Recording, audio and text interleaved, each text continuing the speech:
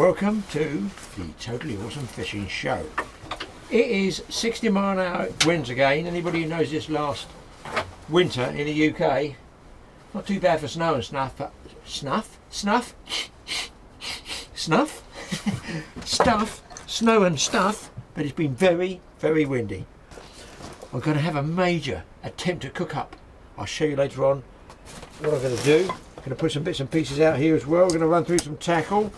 I don't actually have any work to do here on this particular episode, but I've had to hike in some more water for my cooking.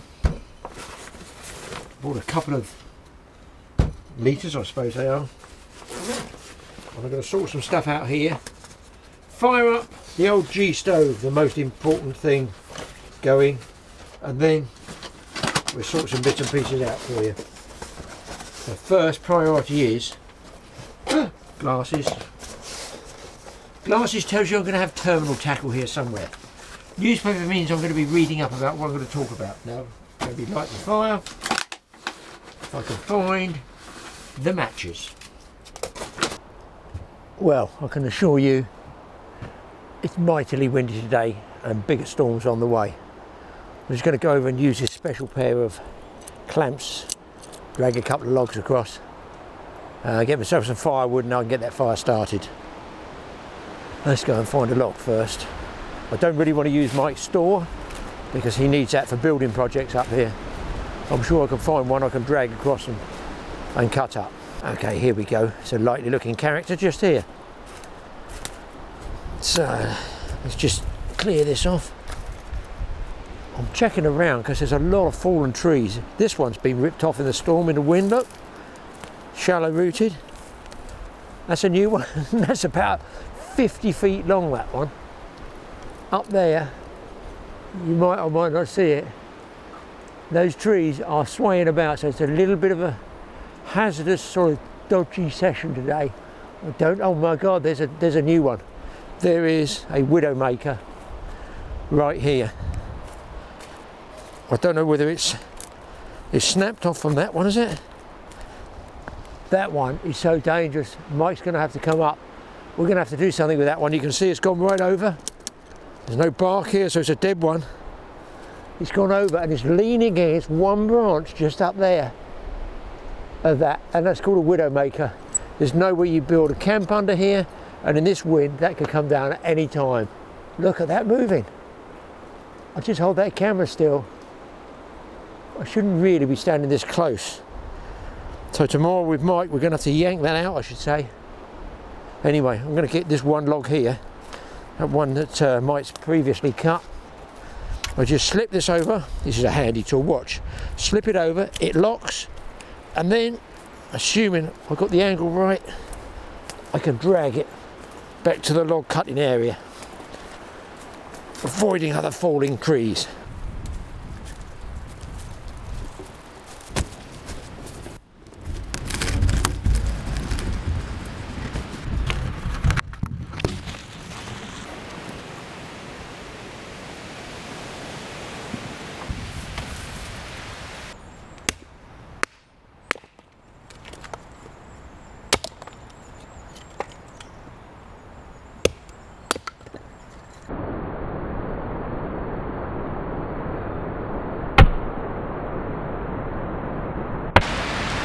Right, let's get this one lit. I'll show you something in a minute, which we haven't had on the last couple of films I've done on the G stove, because I actually bought my kettle, if you remember. Let's just get this, get the old girl on the go. And that's this thing. And that is actually the G stove water heater with a tap as well. It comes with. Now you want to sort of put it sideways, but you can't. You've got to put it this way because we've obviously got restricted. This is a one-man bug-out cabin. It's only a one-man cabin, so this is all we need to get the water hot. And of course, it takes a little bit of space at the back there. Use it up, and we just lift it off with a handle. I'll show it to you. Let me show it to you. Probably out in the open's better. You can see it. You fill up here. It fills up in there, brilliant. God knows what it takes, a couple of litres at least, I should say. A lot of water. Drop that in. got a coil spring here, so you pick it up, obviously it would get hot normally, you hold it by that, and as you can see it fills up. It goes around the outflow pipe, chimney if you want to call it there. That's where the maximum heat's going, that heats it up, and then when you want to pour it out, it comes out there. I will be making a cup of tea with that later, but get this fire going. We're going to hit the first piece of tackle for you, because I've got quite a big cook up to do. Let's put this here for now. Well, the smoke's coming out and the wind is whistling. Here comes rain, a little bit of rain. Gonna have to watch my camera bag outside, that can come in. And of course, we hope, yes indeedy, that's gonna get going in a minute. Let's get that dust off there. Let's get that going and get warmed up in here.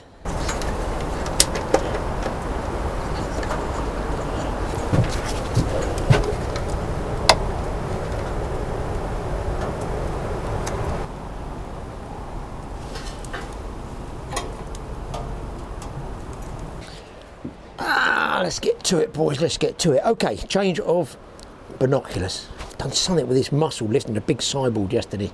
Right up there, it's gone in the shoulder. This one had it, well, it's still going, months later. Now I've put the other one out. Now, you possibly know for freshwater anglers about hooks to nylon. That's where it's pre-tied, it's in a packet, I haven't got any to show you here. Should have bought some really. It's a pre-tied hook to nylon. Generally, it would be small hooks, light line. But there could be occasions, and indeed there will be occasions, where you want to tie, let's say, a small hook to much stronger line. And generally, you know, they're not always available in the tackle shops at what you want. This way, you can tie up your own hooks to nylon. On, I've just done this one as a, for instance, a large hook to, I'll tell you what this one, this is some Stroft, to, this one is 3.6 kilos. So, that's about £7. Now, a lot of hooks to nylon, generally I was going to say, maximum they would use them. People fishing for smaller fish, a tiny hook might be a size 18 freshwater, 16 freshwater, to, let's say, £2 link, hook link. They're in packets. But this way, you can tie your own up. You can have a small hook, lighter line, or you can have heavier line, trace. You can have different lengths of traces. You might want a short one. If you're feeder fishing, a little short one. You might want a longer one if you're float fishing.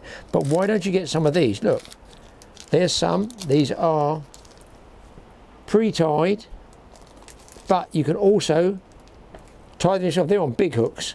They're dead handy, and what they do is they put, if you can see that one, you possibly might not see that one. Basically, you put the hook bend in the middle there, and then you can wind it around and around, either through the slots or in the gap, like this, and finish off in the nearest little tag loop you can fit in there, like that. So when you want, you can see it's set there like that. So you should be able to buy these in the tackle shop. Possibly, you know, they might be so cheap, look on the internet. I don't even know what they're called, these ones, but it's worth having, because look, I can just take hold of that loop, pull it out of the little tag end there, 1, 2, 3, and out comes the hook, ready to tie on. So there you go, something possibly different. This is, look, this is for beginners, all the experts, no point, move along. You won't learn anything from me, I always say that, the experts, and there are many of them. Many of them. This is for beginners, just to help guys out all over the world, not just UK fishing, sea fishermen out there. How about tying some of these yourself? Because if you're rocking and rolling if you're rocking and rolling around on a boat pitching with small hooks, you're trying to catch small fish on the bottom, it's nice to have these little rigs already made up like that. Tip number 1, I'm going to crack on with these because I've got a big cook up coming. Okay, next one. Again, beginners. It's a bit of a minefield out there for freshwater anglers, and I'm talking to the UK here. This is for UK fishermen, really, predominantly. But listen, all you guys all around the world, you must be able to pick these up, because fish are fed commercially, generally, with these things, of varying sizes and flavours. That's it, pellets. These particular ones are trout pellets there. Now you can mush them up into a paste. Indeed, I've got a film up, one of the very, very early totally awesome fishing films, is mushing these up, using them for paste. I used to catch a lot of tench and a lot of carp on them, and you didn't need to throw a lot in. The paste itself gave enough smell off, you know, to attract the fish. But they're hard. How are you going to put those on the hook? Well, you can get a thing called here a pellet bander. Again, apologies for all those that know it all. A lot of people say, what on earth is that? A pellet band. Look how it stretches like this. We've used these in our films before, but I figure it's worth running through for beginners. You then buy some of these, I think they're latex bands, as you can see there. I don't know, tip them up so they all fall out. Hopefully you can see those latex bands. You take one of these latex bands, always close. It's really easy, I can tell you now, people. On the riverbank, panicking to get one out, it goes ping and they go boo, all in, yes, long grass. So, take your pellet banding machine device, put the latex rubber band, I'm going to call it, or latex, can you have a latex rubber band? Over the top. Now look, when I pull this apart, it stretches. Now some people like to put another band further up there so it closes it down tight. I figure this band is enough. Now I think that's an 8mm trout pellet. Now these pellets are really good for carp, for barbel, for loads of different fish. You stretch the band out, and I'm hoping you can just see that. You just pop it there like that, you can see it. Just pop it, I'll come back a bit because I don't know what the focus is like on this. Pop it into there and then just gradually tweak it off like that. You then, he says, panicking because I didn't have a hook ready. I'll show you on this large one. These are well worth using. Listen, you don't need to, you can go and buy these trout pellets in the tackle shop. You can probably get them commercially, a huge sack, a lot cheaper than you would get them in a tackle shop. But more important, if you're not going fishing a lot, you only go once a month, you can buy a load of pellets, and providing you keep them sealed up, they'll keep for a while, you know, weeks, months, in my case, years. Just take the hook and slide it, some people put it through the band, put it under the band. Look, this is fiddly to do, it's much easier doing it fishing, but when you're filming it's all fiddly. And I've got this blazing floodlight in my eyes as well, it's my excuse. So your band's on and you just roll. This is how I do it. Some people actually put the point of the hook, you couldn't do it with this big one, it would split the band. But see, you can put this right on the bend of the hook like that, cast it out with some feed, say maybe, I don't know if I've got one, something like a swim feeder around it. No, I don't think I've got one, I thought I bought one. No. It's gone, it's rolled off somewhere. No, it isn't, it's here. So you would have something like this if you're fishing in a river, and you drill bigger holes in the feeder so it lets some of these loose pellets, you put all your pellets in there together with your ground bait and stuff like that. So on a river you'd have, this is an old-fashioned one actually, it's a little screw cap feeder, and your hook, you know, you set it like this, it would basically look like this on the bottom, if that makes sense, with a big hook, small hook, whatever you want. I've just used a big hook because that was the first one that came to hand. Now if you were fishing in a lake, in a stillwater situation, I wouldn't use this feeder, I'd use just an open one, just a straight open end cage feeder, or indeed you can buy pellet feeders. So one final tip is a lot of guys have trouble getting these on, so if you've got a small pellet and you make sure you get the right size bands, if you get, I was told this is a tip to stop them sliding off. I'm cooking something there, I think I might be cooking the cabin. If you get something sharp and you just score around the middle of the pellet a little groove all the way round, that will stop it off, more for distance casting if you're worried about it, you know, coming off the hook, off that band. A little groove like that, you take your band, you open it up like that, you pop your pellet in there and you put the band trying to line it up in that groove. Just rotate that a bit, that's sideways, Graham. So fiddly because I'm doing it at a distance. Normally I'd have it right underneath my chin doing it. Right, I've dropped it into the groove, then I get my hook, go through the band, and there we go. So there you can see that, hopefully, the banded pellet. Beginners out there, give this a go. This is a good method to use, and I'm telling you it's very, very, very efficient. Right, let's move on. Okay, this can be shore fishermen. It can be people camping like me, and by the way, for those who are new to the show, we are filming this inside the world famous one-man off-grid pallet cabin. It is a bug-out cabin, and it's great because there's no bugs over here really. Right, another tip. I'll turn it round because you know we don't flog stuff. It's a well-known name. Now this goes, look, see the little belt strap, ever so light. Just goes on the hip like that. What is it? What's in there? That is tiny, isn't it? You think, well, it can't be any use to anybody. It can, because it's got a rubber band around the top. I've used this as a backup when I've, you know, I keep it in the car as well. You just roll the band off like this. Pop that top off. It's got to be tight because it's got to be sealed, because you don't want water going in there. Come off, you monkey. Like that. And in there is a tiny head torch. Look at that. It's got an adjustable toggle at the back here. And it can also adjust like this, forwards and backwards. Well, you're going to see the name anyway. They're famous. They're very famous. So this can go on the head. It weighs absolutely nothing. And it's absolutely ideal just for close work like this. If you're on a riverbank, you just want to bait up. You're not going to see far with it. If you've got keys, key locks, that type of thing, tying rigs, tying tackle, it is absolutely a handy little torch. And there you go. It's got a lever at the top, and 1, 2, about three settings. 1, 2, goes brighter, brighter. Strobe to send people into an epileptic fit, I imagine. Well, it's a bit weird, isn't it? I never know where's the strobe. It has a strobe, so very bright, a little bit less bright. Economy mode, which is fine when it's dark, and off. I think these are dead handy, and look, they even swivel around all over the place. How tiny and weeny is that? And that really is a handy little piece of kit, because it folds up and goes in here. So again, if you're struggling beach fishing, it's a tackling up one, really. I think it's a tackling up stroke emergency one, I would call it. But the fact that you can wear it on your belt, if I can get it back in there, it's wear it on your belt, I find is dead handy, and it runs on obviously tiny little batteries. Push it up, it's tight getting that over, because that has to be sealed there like that. Little tip for you, have a search around. I dare say there's various brands, makes that do that, but I like that little small one. It goes on your belt loop.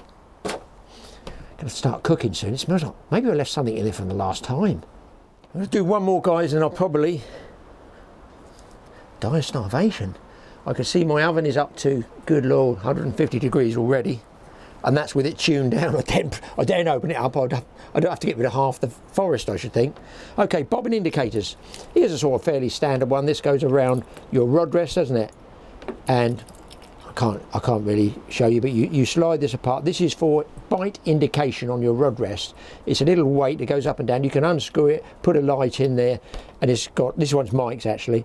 As you can see, it releases there. It releases there. So the line just nicks in there, and when you lift up to strike, that line will pop over there. Okay, so in other words, it's a bite indicator. Here's a rod lying like this, and as you get a bite, fish pulling line off, it goes up. It gives you an indication. I do use that when it's very windy. When it's lighter, I don't like any resistance at all for taking fish. So I use two things. The world famous, and some of you watch us regularly. Hey, stop that out there. Go back in your cage. A washing up bottle top, okay, and all I do is cut a groove in it across there with the drill, close it up. You might be able to see the light through there, I don't know. And of course you can cut those down even smaller. Let's put it that way for you. You see these in our films, people think, oh, he just does it for a gimmick. No, I actually do fish with them. It's sad really, but it catches me quite a few fish. So there you go, you can cut them down, cut the edges off and make them lighter. You can make them heavier by putting, I call it plasticine. I believe they call it Play-Doh now, I'm not sure. But the same thing, close it up, drill a hole through the middle, that's where your line goes, so it can slide up and down like that. So on windy conditions, you can use those. It's all for beginners. If people don't want to, they're just getting into fishing. We're trying to get people into fishing.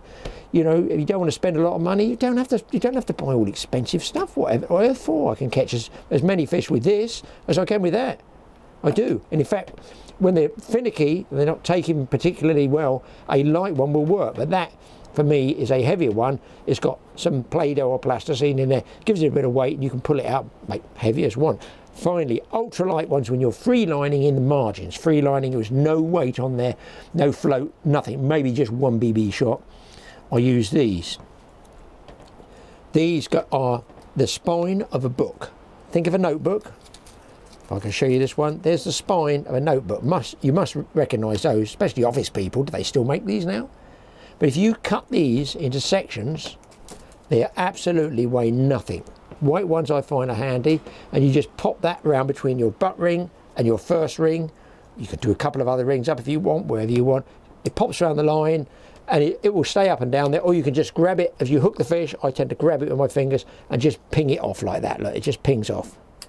And I've got black ones for when I'm fishing really over the water and it's very glary. And you know, the white one, you're sort of, is that moving or not? Of course, you could have a buzzer, a bite indicator as well. But years ago, we never had those. We just watched these. These are probably 20 years old. So it gives you an idea. A cheap way for free lining close in, and the fish picks up and he moves away. You don't want him feeling heavy stuff, any weight at all. And you know, I get really good takes on these. Now, boys, should I do one? I'll do one more, and then I'm going to get stuff cooking. Time is a creeping on. Okay.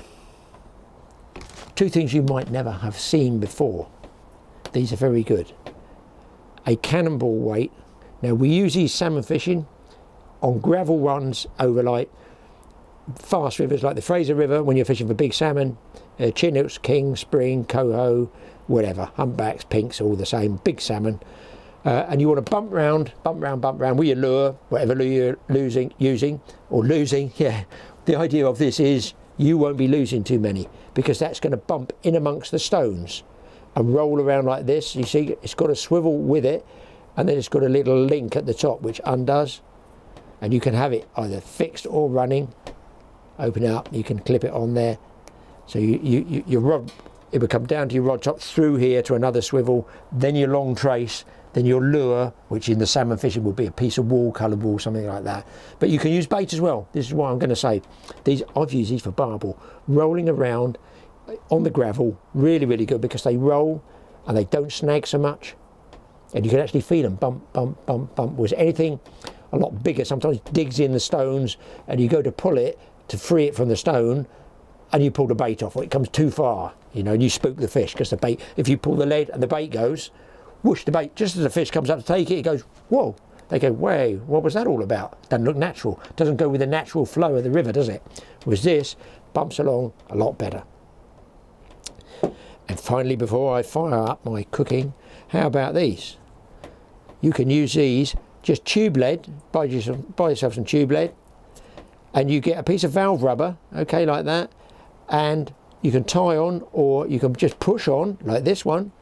There's the lead weight, there's the rubber tube, the sleeve. You just push this. I'm going to show you sea fishing. This is good for wrasse fishing, anything like that.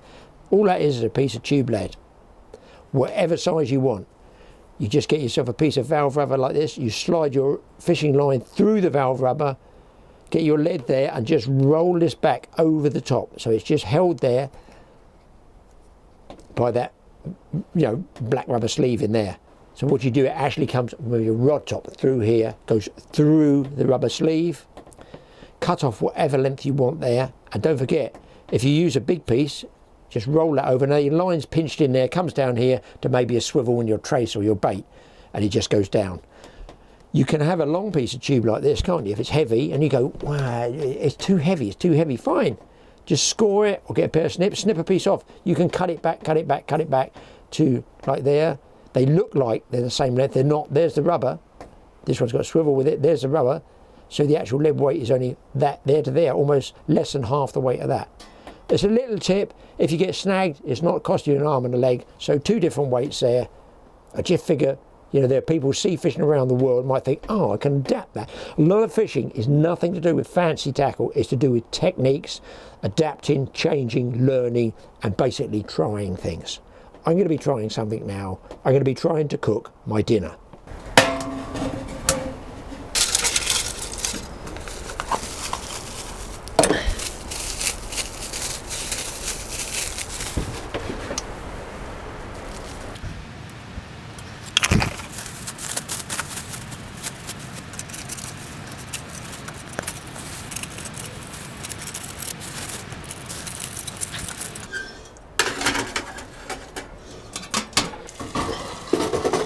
Just slots in there, people. That is very, very hot. Do not touch that one.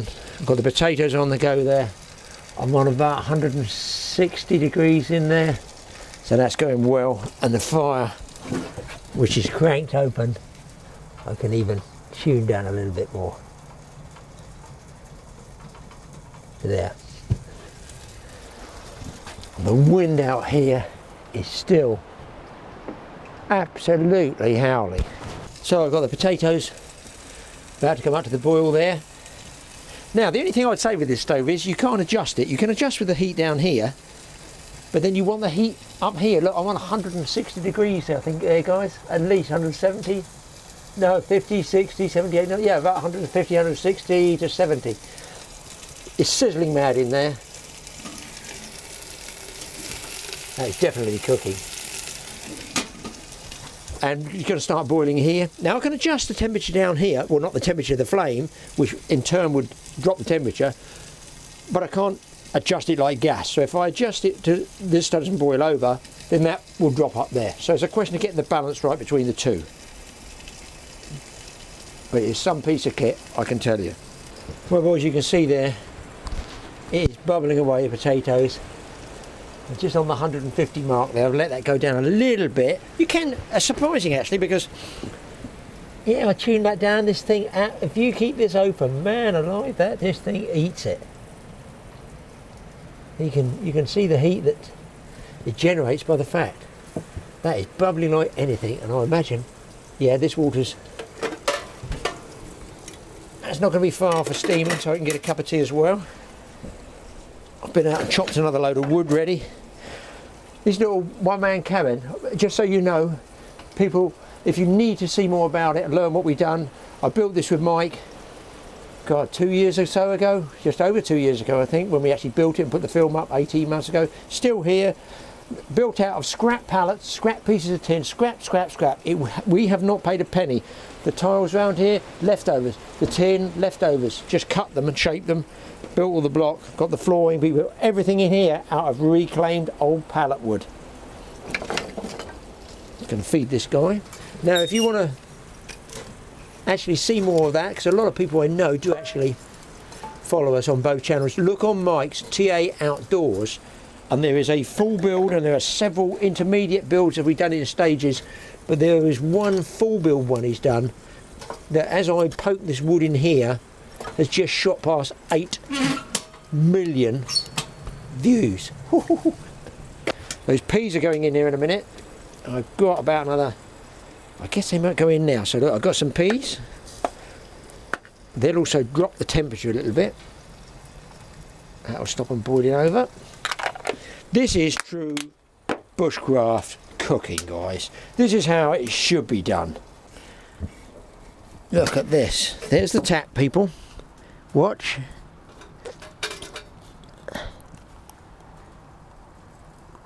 Is that not good? Is that not a nice piece of kit? Hot water on tap.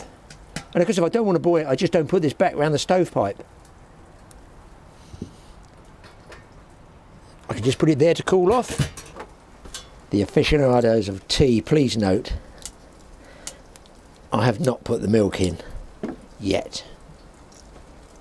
Who likes strong tea? Who likes weak tea?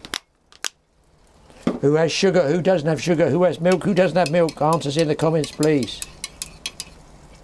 Now, I can't fish today because it's just too windy, so I figure we do some talking about some bits of tackle and you guys get a few tips. Now look how hot that has got. Oh my God. That's what they call a rolling boil. That can actually come off of there. They'll stay warm on the side. Now the temperature's cranking up and I shall be sizzling away up here. Cheers, boys. That's boiling. If we can make some gravy. There we go.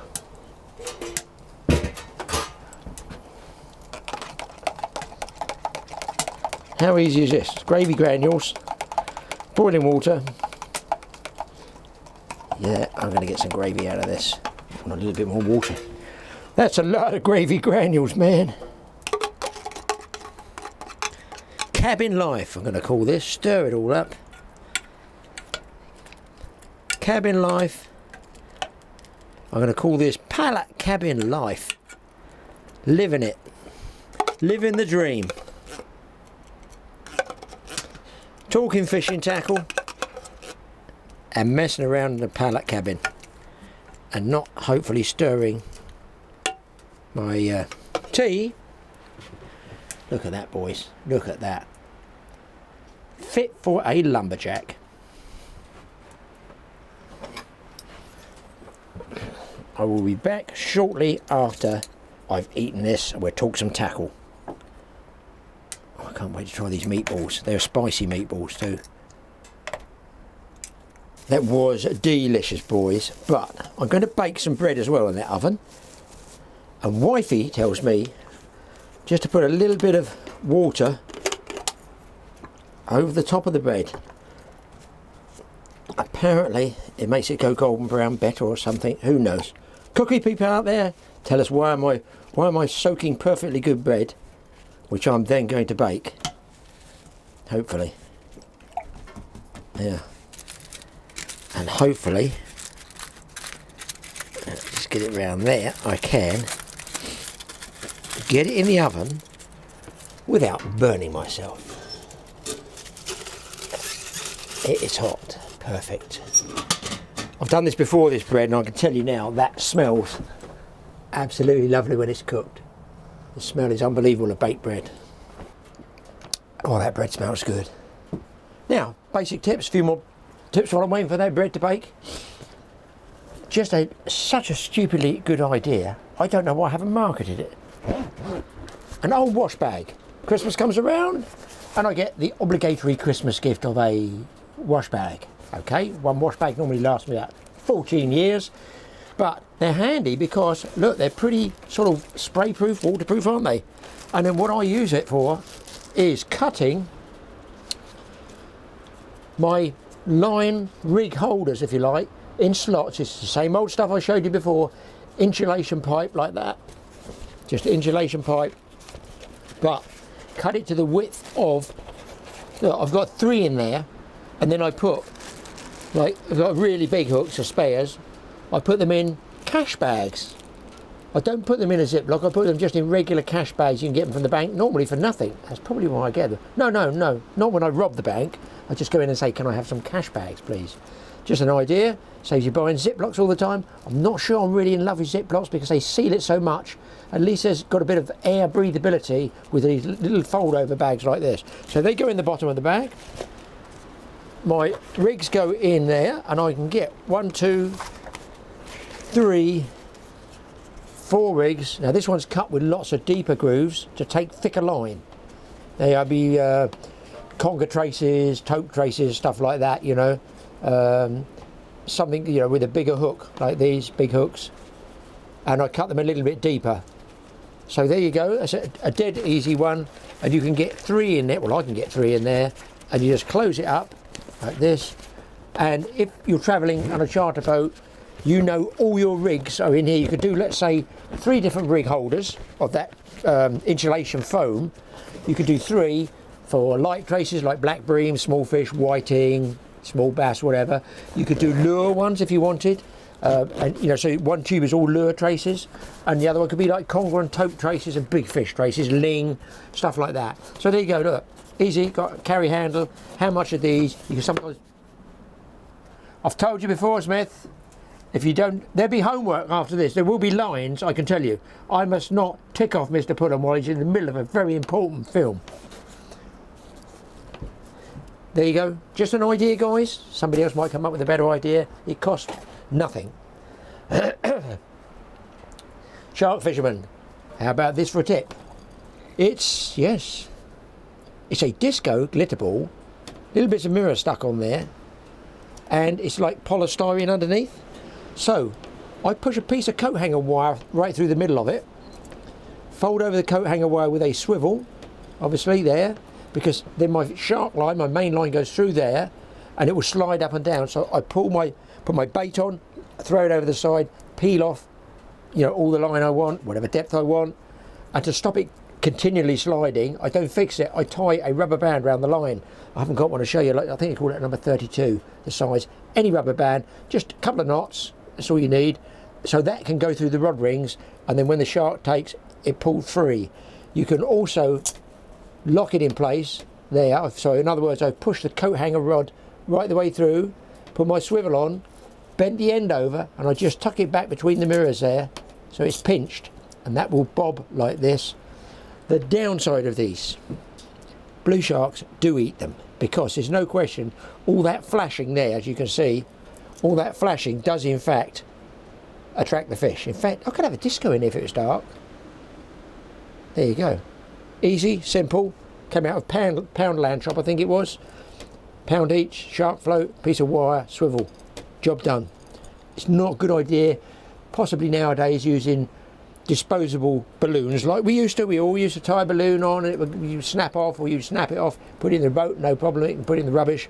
But nowadays we don't need any more junk in the sea, do we? This one will just stay on the line hopefully until the shark eats it. We don't do the shark much good. Every time the shark smiles, be glittering. All his mates go, wow, you've had your teeth done. Okay, we're still with sea fishermen. Such another ridiculously stupid idea. But it's handy, it's handy. Have you ever been mackerel fishing, all you guys, especially beginners, and you open your tackle box and you go, oh my God, there's 4 mackerel traces, each with 6 hooks that have become untangled in some way, shape or form, and it is a living mess. Now that's not good when you're on the boat. You need to sort that out before you leave. But listen, some guys, they're working hard, they only get a short time, the tackle doesn't come out too often. Does that sound right? That didn't come out right. Their tackle doesn't come out too often. They don't use their tackle all the time. No, that didn't come out right either.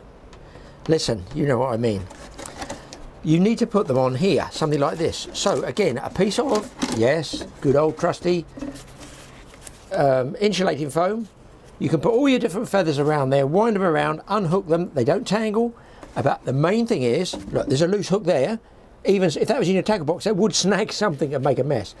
You can stick it into the foam there, get yourself an old empty lemonade or Coke bottle or something like that, a plastic bottle. You can see that's the shape of it. There. I've cut the top off. You can make these short. Guys, I got a long one. That didn't come out right either, did it? I've got a long one.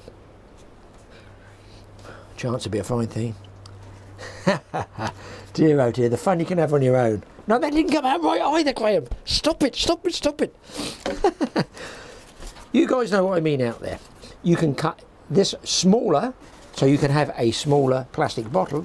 You can therefore thread all your hooks, just ram them in there. I don't bother putting the top on it because look, it doesn't come out. Put all your mackerel feathers in one place. Possibly that's a bit large. My tackle box, you know, pretty huge on the boat, so I carry everything on it. Yeah, I would say you could even cut one of these in half a piece of foam and put 1, 2, say 3 or 4 sets of feathers in there. 3 sets is enough, isn't it? But that way, somebody's catching mackerel, oh my God, you want to get that bait fast and you've got to get it while they're there, otherwise the shoal's gone. We all know what mackerel fishing's like now. Tough, tough, tough. So that way you can unwind them quick, get it out, and you know what I mean. Right, what else we got? We got bread that is possibly virgin cremation. I better just check this, hang on a second. Look at this. Golden fresh bread. Oh, I can get it out without burning myself. That other one can stay in there. Look at that. Golden brown. Butter. And that's going to be hot, Graham. Ouch, ouch, and oh, beautiful. That oven is something else, I'm telling you people. Oh, look at this steam coming out. Oh, you cannot beat, can you? The smell of hot steaming bread.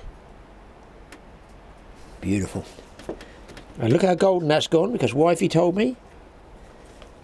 A little bit of water on top, just keep it moist. I guess it stops it drying out too much. It's okay when you're working, you can still get hot. Get on there, boy. I'm just letting that melt in there. Yes, you are right indeed. Graham is not going to die of starvation. I see no reason why having such a good stove as that down there. I wanted it this time show you the sort of things you can do with it, because it really is a decent bit of kit. Oh, look at that. Well, we're not quite finished yet, boys. I'm going to go for the absolute max. The bread rolls are gone, as you can tell by the crumbs there, and I'm going for the final finale dessert as well. Apple turnover, if I've got enough silver paper. I just about get that all in there. Tuck it up like that. I'm going to warm this. Oh, wait for this, boys. Oh no. Oh no. It's only going to have custard on it as well. Oh my God. Here we go. I'm going to roll that up. I'm going to pop it in what's left of the oven. Oh man, that tastes nice. That tastes nice. Especially when it melts and goes all and gets sticks in the oven. And I just give that about 5 minutes in there. Wow. That is absolutely, they said 60-mile-an-hour winds, and that's rocking some of these big trees at the top. Scary stuff. I hope it don't come crashing through the roof and go over my apple turnover and custard.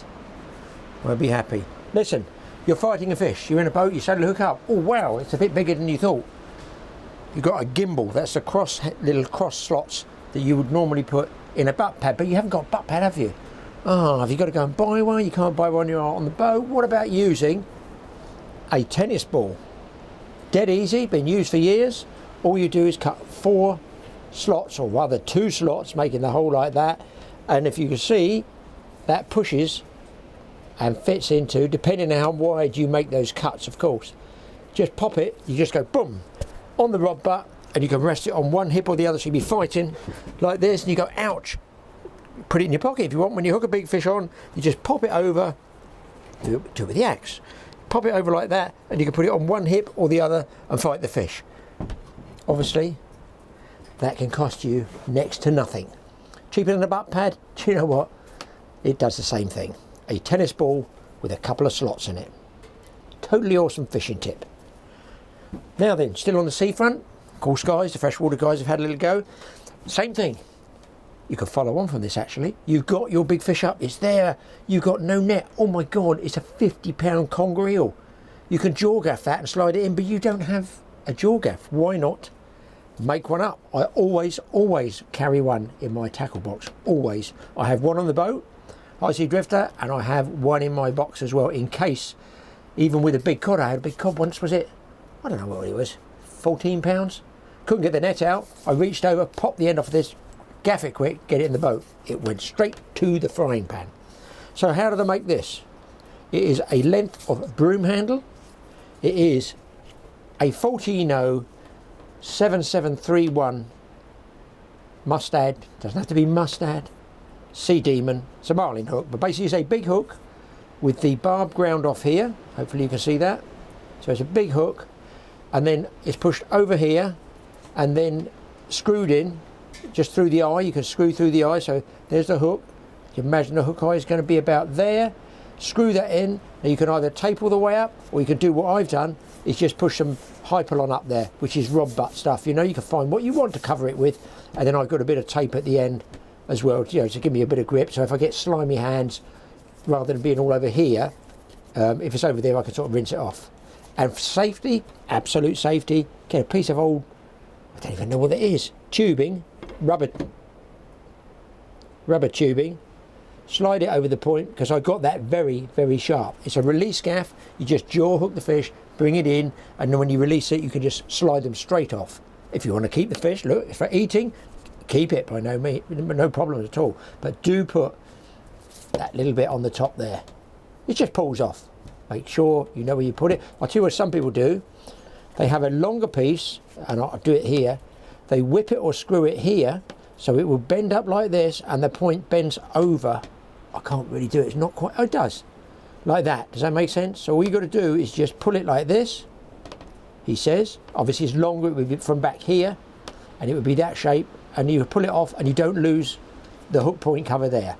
So you know, you guys with boats, you don't have to have a huge, great big 14-foot gaff or anything like that. Little small hand gaff in a small boat. I'm talking. You can lean over the gunnel, and you can get your catcher board and either release it or keep it and cook it. Easy peasy. I smell, yes, I do smell custard bubbling, and I think it's pastry burning, in that order. Now perhaps you folks can actually understand why. Look at this, I'm totally in love with this G stove. Look, I mean, you're not going to, cooking over a campfire is one thing, you're not going to get that cooking over a campfire. It's going to be, yes, in the campfire. It's beautiful. OMG, people. Oh, what a trip I'm having in the one-man off-grid wilderness pallet cabin with apple pie and custard. That was unbelievable. A few more tips. A lot of people know what these are, a lot of people don't. It's for sending bait out to accurate areas, but confining it in one area. And it is like a sort of, what is it, a bait delivery system, I'm going to call it. Basically, you'd have a second rod, one with your rig on, and a second rod would be just for this. Thread your line through the rings, tie it onto the swivel there. It's hanging like a bomb like that, isn't it? It has, little red bit there is a release mechanism, so as it flies through the air, it's all for beginners who've never seen one before. It hits on the ground, in the water, sorry, on the ground. You won't catch many fish on the ground. You may catch a few in the water. It hits the water, if you close it, there we go, it goes down and boom, all your bait comes out. You can't fill, obviously, the whole volume, you can only fill half of it like that, right? So make sure you fill half, and make sure if you've got, like those pellets I was talking earlier, you can get a 2mm coarse pellet. Sometimes 1 or 2 grains will get caught in the release mechanism there, and it just keeps opening like this, or it opens in mid-air. Try and not put too much in one go. So I'd say sort of 3/4 full. And the other thing is, you can put a clip on your line, on your spool, to clip up so you know exactly where you're casting at the same time. But if you don't do that, and you're just free casting, do remember that you've got to keep the same volume, sort of same density of ground bait in there. So if you had some dry stuff, let's say, it's not going to weigh as much as heavy stuff. The heavy wet stuff will cast farther. So you'll be baiting here with the dry stuff, and then you'll be baiting over there with a heavier wet stuff. So try and retain a consistency with your ground bait, with your feed, whatever you're putting in, and fill it about, I'm going to say just over 3/4 full of that half, and then close it like this, like a little mousetrap really, very carefully, and you cast it out, whizzes, it goes through the air. When it hits the water, boom, all your bait tumbles down, and it's a bit like all these breadcrumbs all over here. They're all in one place. There you go. Not going to mention the name, but just go in your tackle shop, you can look them up, and definitely something, even for beginners, not vastly expensive, worth getting if you are doing a bit of distance fishing and you want a bait delivery system. Boom, this one works. Whee! Okay, getting to the end, guys. Well, you know when we're getting to the end? Because I've eaten everything. There's no more food left.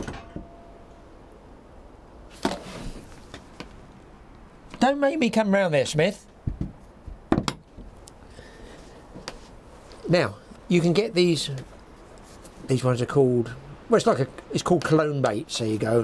They just are what they are.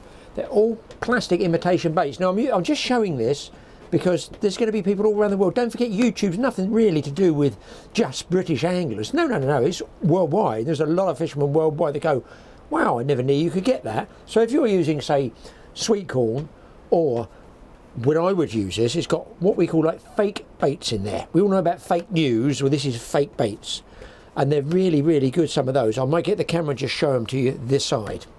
Now here we've got, look, just pops up. Obviously, we all know that's a grain of sweet corn. Now, if you were, and it will be buoyant, so if you were fishing a barbless hook with live maggots, for instance, the maggots wriggle off, that you can stop that. You can put a couple of maggots on the hook, and on the last hook you put one of these. That's right, a plastic. Say you're using red maggots, put a plastic red maggot on there, and that stops the others on the hook bend wriggling off. So it's a safety factor. This one in particular has got, look, white maggots, smaller maggots, smaller whites, and you've got I guess they're supposed to be like a sort of a nut, that one. I don't know. One of you experts out there say it's a nut. Now here we go. Let's open this side. There, looks to me like, yes, it's supposed to be a dummy trout pellet. So there you go. A rubber one, like a sort of foam thing. Then we've got ones that are supposed to look like dog biscuits, I'm guessing there. And wait for this. This is weird. Plastic bread. Now that does look like a piece of bread, you've got to admit. Would that go in the oven? Could I get some butter on that? No, stop it. I've eaten enough as it is. So there you've got plastic bread, and of course you can cut that as well. You can cut it, make a different size out of it. Another one there. And here, obviously, all different types of corn. Loads and loads of different coloured sweet corns, whites, orange, greens, yellows, different sizes, big ones, small ones. So you obviously don't loose feed these. They're used as a hook bait, and they won't come off if they're on a barbed hook, whereas you could cast and lose ordinary baits. With these you won't. So a lot of people do tend to use these now, and I think it's a good little pack, good little kit. It's a bit of fun, and it comes in a nice pack. I believe we have one more item left. Now we all like lure fishing, and people often say, because we've got a couple of films up on squid if you want to look at them, well, what size hook do I use? Well, you don't use hooks really for squid. You use these, just so you know, a squid jig. So it's shaped to be like a prawn, even down to these little whiskery bits that you do get on the live. Once you tie it on, you throw it out, it will sink like this, because it has a different, well, you can get different grades, different size lures, different leads, weights here. Sinks to the bottom, and you just pop it up. You do this quite slowly. The squid comes up generally because he thinks the prawn's trying to dig in the sand like this, and he comes in and he grabs it. The minute he touches it, I can't tell you how sharp these little spikes are. Look, they just, you got one finger hang on them. The minute he goes like this, his reaction with a squid is to retract. He sends out two long grabbing, catching tentacles like this to grab his prey, and he pulls it back into his other tentacles, which then feed it back into his beak or his mouth, and then, much like I had with the apple pie, down into his tum-tum. So that's what they do. The minute they grab, they pull back. Don't forget, you're also pulling it this way, so you just feel like a dragging sensation on there. But they come in a wide variety of colours, sizes, really everything, grades. It's quite an art form with some of these. Some of them aren't cheap, but there you go. This one's called, just so you know, it's called a Razorback. I don't know what these other ones are called. There's loads out there. You can go on the internet and go on. This is a Sidewinder Squidder. I don't know what else it calls it. 130 mil. The weight is 3 to 5 grams. So there's a small. Now, if you ask me which one I've caught more squid on, I'm going to say this smaller size. I don't know why. That does seem quite big. Yes, it casts better and you will cover more ground, so you would think it would be catching you more fish because you're covering more distance.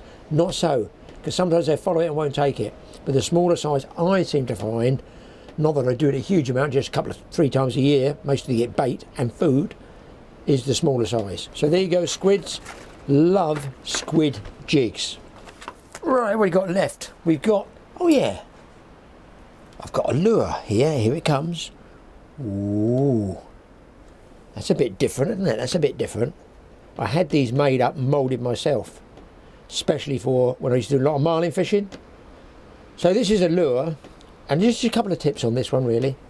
So you guys out there big game fishing, I'm only going to give you my tip is, I know they all have different hook rigs, but I used to do a lot, and I mean a lot, of blue marlin fishing, and I used a system I made up, I devised myself, called a spring rig system. Now a lot of us marlin fishermen would have lures like this, coiled up like this. You put them in a bag and suddenly you got strikes on one colour and not others, so you want to change the bag colour, take out the pink ones and put all blue ones in. Oh my god, it's a mess. Think of those mackerel feathers in that tube, and you want to get easy access. So you can do this, la-di-da-di-da, forever. Bearing in mind the hooks are probably guaranteed to be tangled, but what you can do, this by the way is 400-pound mono as my sort of rubbing leader. My actual leader is not a rubbing leader, it goes along the body of the fish. So what you can get are these things, which is like a giant rig holder for your lures. Okay, so what you would do is, it comes with a hole and a slot there.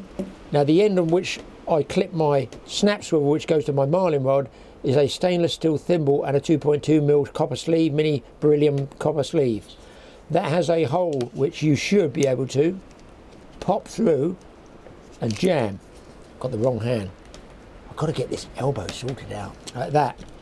Then all you do is you wind this round and around and around, and when you want it, it's much easier to untangle. It will come out straighter because it's a nice uniform circle, and you would think, well, yeah, but it's just going to come unravelled.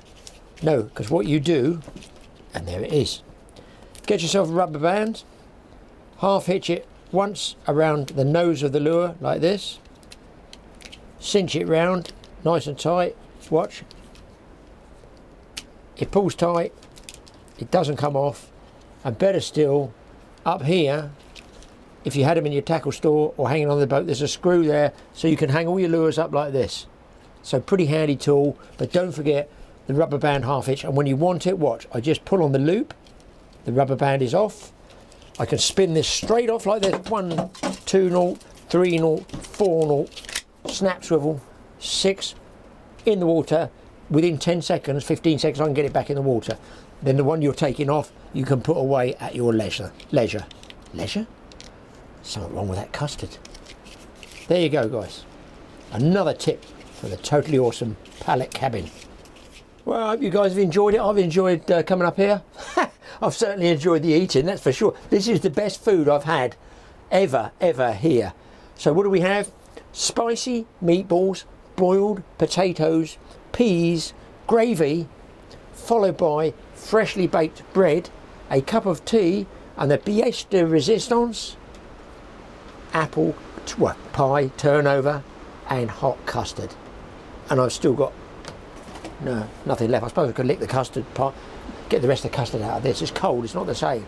So at least you've seen what can happen with this G-stove, and that's why I like coming up here. If you guys like watching all this, and you got one tackle tip out there, it's worthwhile. I appreciate you watching and supporting us. Don't forget, hit Mike's TA Outdoors channel, and you can look for the cabin build, the pallet cabin build. There's several there. Subscribe to Mike, hit the like bell, same with TA Fishing. Now another thing, guys, latest crazes, give us likes. Now I don't know all about this YouTube stuff, I just do what I'm told. But normally we say, hit the subscribe button, hit that little registration bell, but now everybody's saying, hit the like button. I don't know why. I really don't. If you like it, great. If you don't, I'm not going to lose any sleep over it. But if you get a chance, maybe hit the like button on this one, and then we can look at the all the demographics and see if we can figure something out. Why is that so important? Anyway, we'll see you again next time, hopefully with a fishing rod in our hands. I'm going to start packing up here at the pallet cabin, and the next time I see you guys will be with a fish in my hands.